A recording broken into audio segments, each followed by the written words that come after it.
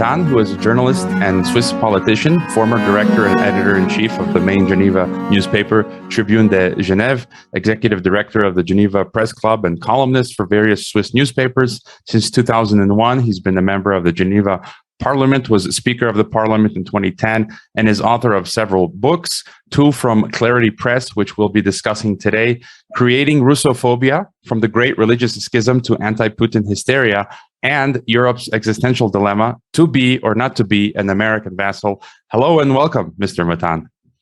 Hello, good to see you.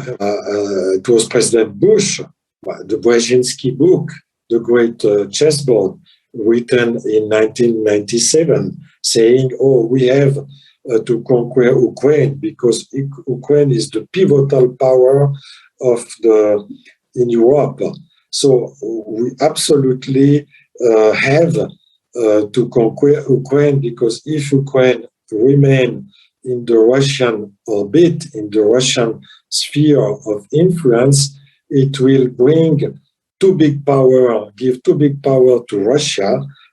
So we have to take it in order to cut the influence of Russia, the power of Russia in Western Europe. And that was the purpose of Madeleine Albright, Brzezinski, Wolfowitz, all the neoconservatives at the time. And they just applied the plan. They just realized the plan they conceived in the 90s. And step by step, it was built. The first big friction, if I can say, happened in 2006 when George W. Bush announced at the NATO summit in 2006, the first time he expressed the idea that Ukraine and Georgia could be member of NATO. It was a red line for the Russian.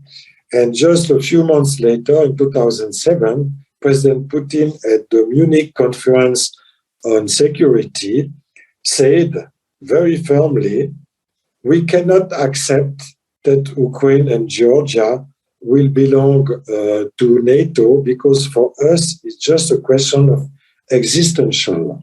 It's a vital problem for us, so it's a red line. We cannot accept that.